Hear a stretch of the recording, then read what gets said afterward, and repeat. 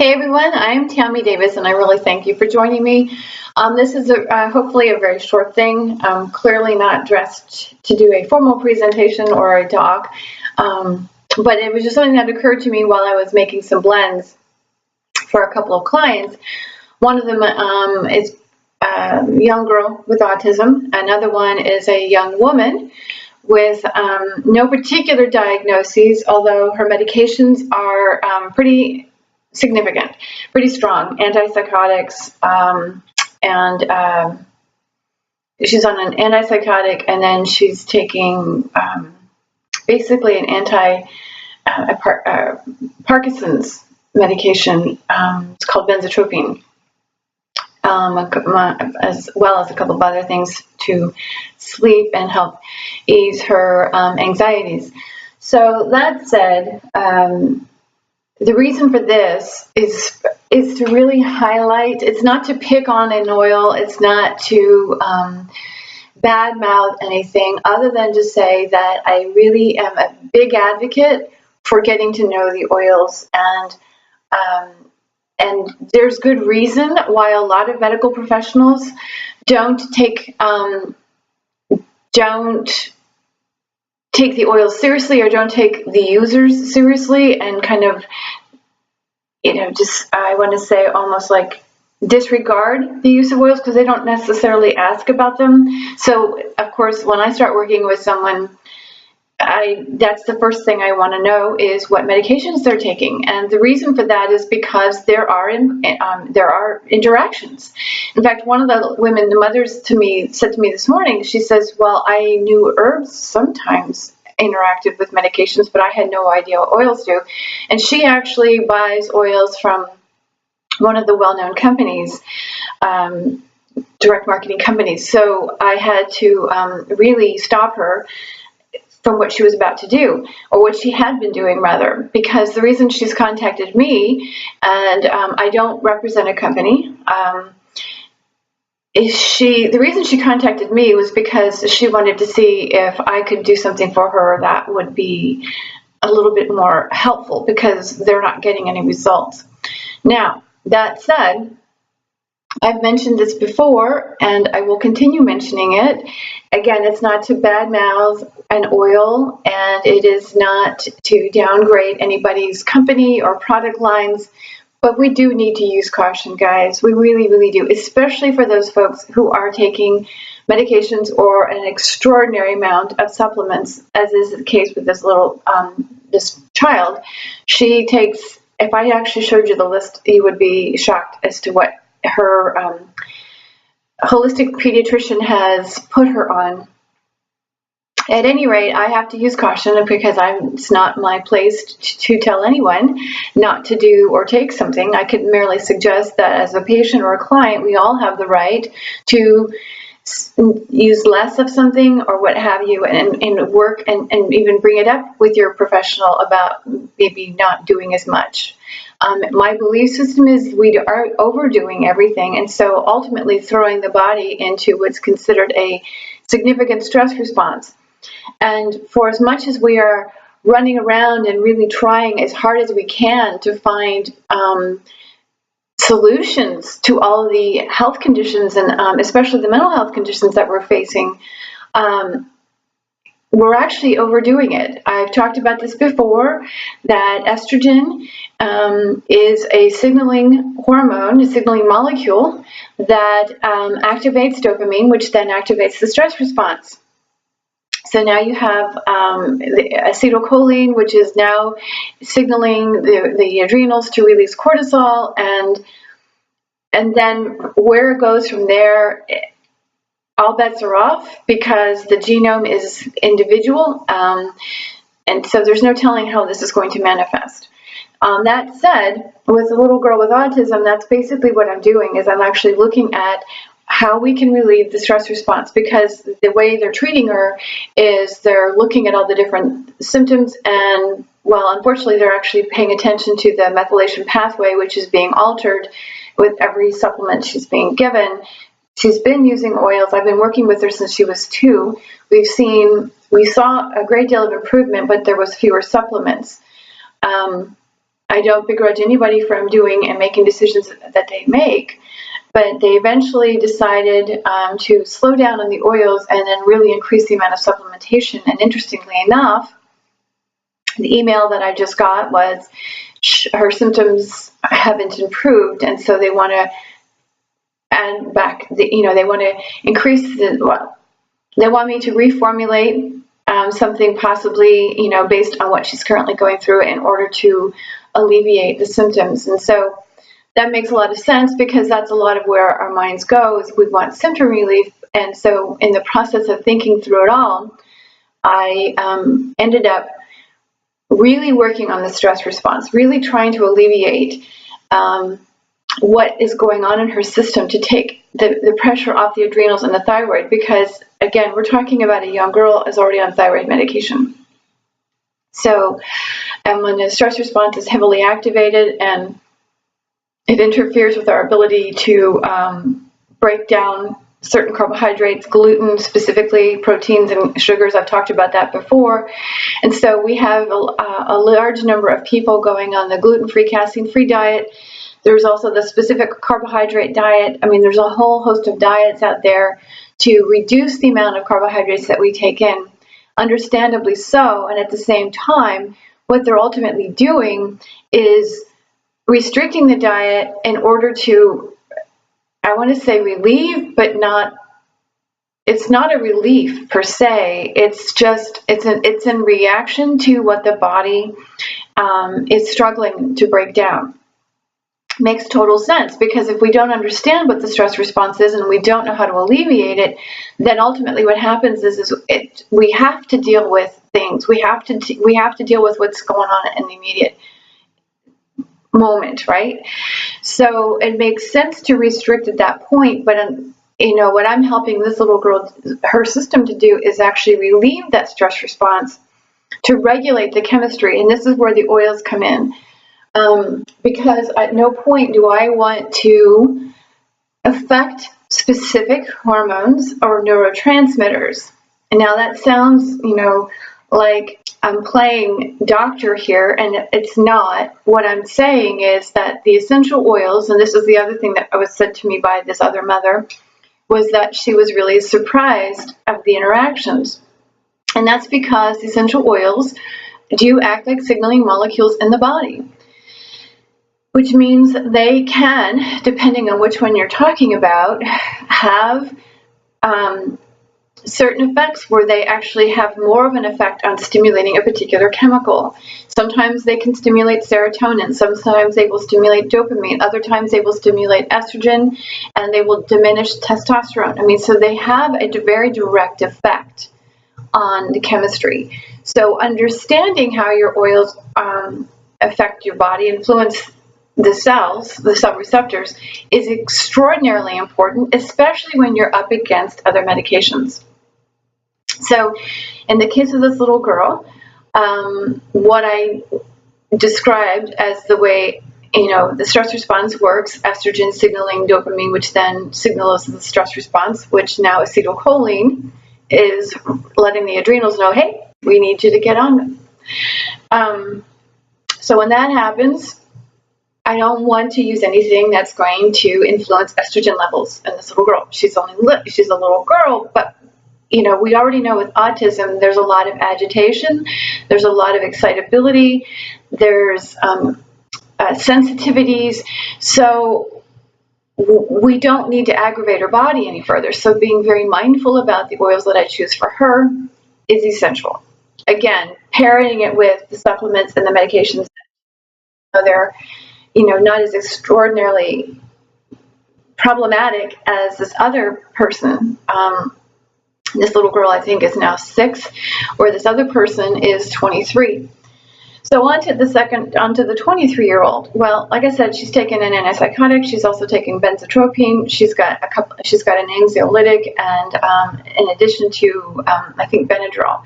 So there's a cocktail of medications that are going on, and this is real specific in this case when we're talking about mental health, and even for that matter, addiction recovery. When people are in treatment, I know firsthand, having worked in facilities, that there's a lot of medications. It's called pharmacotherapy. understandable. We're trying to regulate a system and help relieve the symptoms in order to help the person maintain their recovery. Now, like I said, this 23-year-old does not have a specific diagnosis, and at the same time that I was told, but she does take some pretty heavy-duty medications, and truthfully, I don't need to know a diagnosis. I just need to know what the person is presenting with, as well as what they're taking, because it is absolutely necessary that I do not create interactions. So what I can do with a little girl, I cannot do with this 23-year-old in the way of very certain specific oils.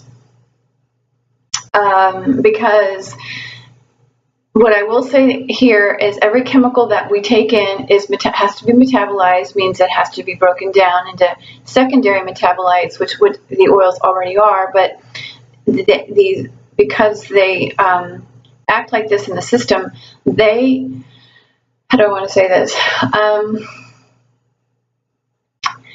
Medications are designed to influence cell receptors. They will either deactivate a cell receptor or activate it. They will tell it what it needs to do, and then the body will respond from there. It also has to regulate the way the liver breaks it down and the way the body eliminates it. The reason for that is it actually helps to maintain. This is kind of what the idea of time-released capsules are. The body it regulates the length of time the medication is in the body before it totally clears. This is an important factor even when it comes to pairing medications. And the oils, well, they will do the same thing. They're signaling molecules. They will help. Well, I don't want to say help. They will activate or deactivate certain cell receptors and activities. Therefore, the body will respond. And they also have a similar effect on the liver as a medication. And we developed it this way because we've learned this about the plants. Okay, so up to 80% of our medications that we currently have are the direct result of studying the way plants are metabolized in the body, their effects on our system. And so we have done a masterful way of replicating nature. So that said, you don't want an oil to do the same thing your medications are doing. Okay, that is the first rule here in my world, and what I take on when I work with clients and what I'm looking to teaching people is we don't want to replicate the medication. So if someone comes and is using a medication, then we want to do something that's different, that's not going to be processed in the body in the same way. This way you actually do not add to the stress of the system, okay? When we just start piling things on, we end up with more symptoms and more things we have to add on, which is the reason why the 6-year-old has so many supplements and medications, and why my suspicion is this 23-year-old was put on an antipsychotic and then eventually put on benzotropine, because the benzotropine actually helps to regulate, it offsets the effects, I want to say, it offsets the effects of the antipsychotic.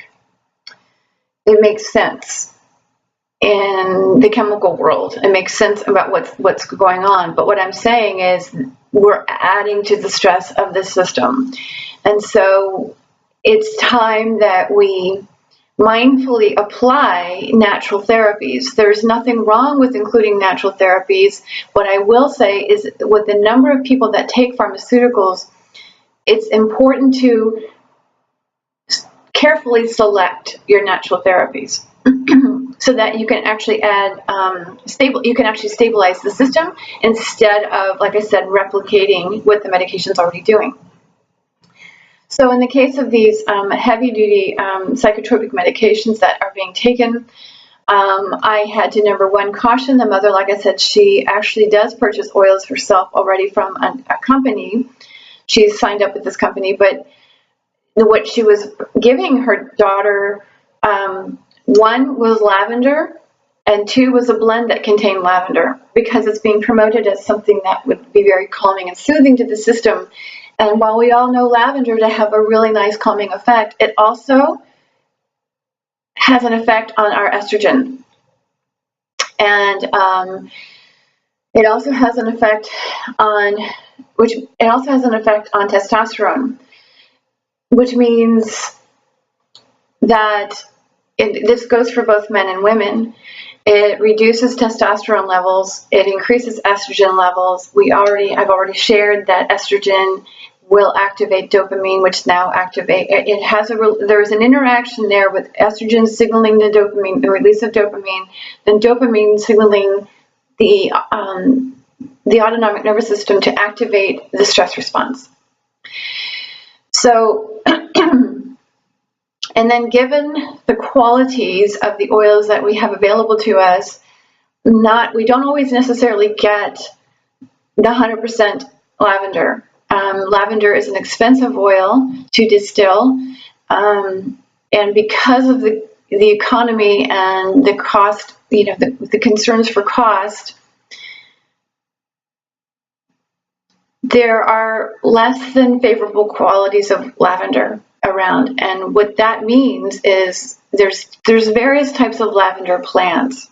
So either you're getting a chemical that's been sprayed with esters to smell more like lavender, so now you're getting different chemicals in your body or in the oil, or they're synthetic esters, so it's not, this didn't come from the plant, or you're getting a different type of lavender which has a particular ketone that is known to trigger seizures.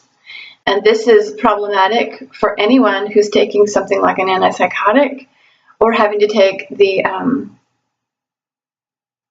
anything that's taking an antipsychotic. And it's also detrimental to anyone, like someone with autism who has a tendency towards seizures, or if there's any type of seizure disorder. So lavender is actually not recommended for basically any psychotropic medication. It's also not recommended, as you may have already heard, for any hormone-linked cancers. It's also not recommended if you take cholesterol-lowering medication. So there's a number of reasons why you would not want to take lavender, and my concern here is that lavender is heavily used. There's so many body care products out there with both lavender and tea tree in it, and tea tree has similar effects. So that's what I'm trying to get at here. And it's interesting to me that both of these clients are actually demonstrating issues with and around dopamine, which is the chemical that's related to addiction. And so we have to begin paying attention, mindfully, start paying attention to what we're eating, not in the sense of cutting out your carbs, because the fact is that if estrogen is activating all this stuff, you're not going to be able to you've already activated the stress response, you're not going to be able to break down the carbohydrates properly or the proteins, which is gluten. Okay, so it's because it alters the way the system is responding to the environment. We may not think that there's anything wrong, that there's any reason to be stressed. So please hear this as a stress response. The stress response is a protection mechanism, and it means that it is reacting to something. Can somebody's genetics be affecting this? You better believe it. But my suspicion is that this started long, long before all of this has occurred. And like I've told you, the epigenome has the ability to alter itself. It is being activated and deactivated. This is how medications work. This is how oils work. This is how environmental toxins influence our system. So bacteria and viruses, they all do this to our system. I mean, our body is in chronic protection mode. Therefore, restricting our lifestyle is definitely advantageous. And at the same time, we have to figure out a way to help stabilize our system. And so that's what this is all about. It really just became really present to me that I wanted to share a little bit more about why I'm so passionate about this. And please reference your oils against your medications. And if you don't know how to do that, or you're not sure what oils are doing what, I'm happy to teach you. I'm doing that over on the Patreon, and I'll put the link here below. But this is really something that I'm very passionate about because, you know, again, if we lived in an ideal world, and I just finished writing something about this, what if this is the ideal world to begin paying more attention? You know, we're getting these experiences to kind of slow down and become more mindful about what it is we're doing. You know, as I mentioned, technically, I have this theory that we shouldn't have to worry about everything that we're putting on our system. We shouldn't have to worry about how much we take, that the body is beautifully designed to use what it needs and eliminate what it doesn't. That's exactly how we're designed. I mean, oxidative stress has a purpose. I mean, there's a reason why we have the chemistry in our system. The thing is the body has to have the ability to regulate its own chemistry, and we're not giving it a chance.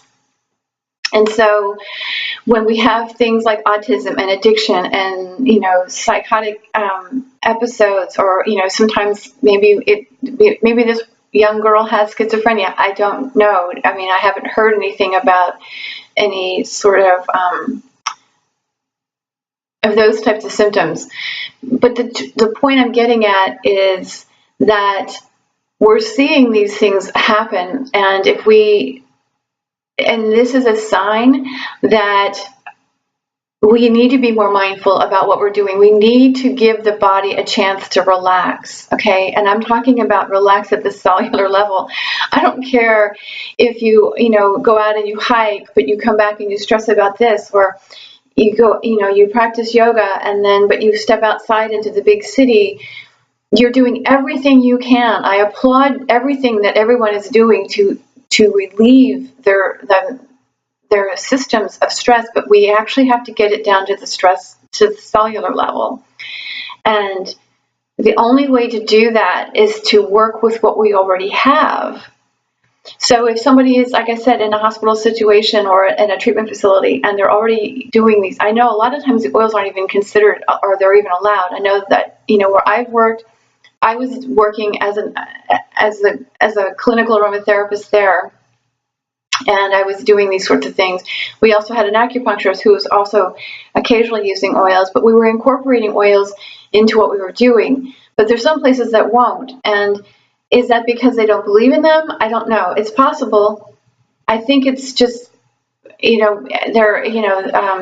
I don't know why. I don't want to speculate. I just really don't want to speculate. What I want to say is that it is important. If nothing else, this is a very important public message that we need to be paying attention to what we're doing, because like I said, there's too many commercial products right now with these various aromas in them. And given the level of psychotropics that people take, I think the last statistic I heard was there's over 50% of people in the United States alone that take psychotropics. And if that's the case, there's a lot of oils you're not supposed to be using that don't work with that. So, and I know oftentimes sleep is an issue. I saw it when I was helping people in recovery in the treatment facilities. Sleep is a major issue. Sleep is a major issue in autism. So again, I understand the need to want to sleep. We have to sleep, right? Because that's basically our built-in stress relief. But if we're not getting the chance to sleep, then we're actually adding to the problem. And the more things we throw into the mix without understanding how it's really happening, what's happening in our system, the higher level of stress we're actually going through. So let me know how I can help you if I can. Just be careful with your lavender, okay? And until then, you guys have a great day. Thanks for watching. Bye.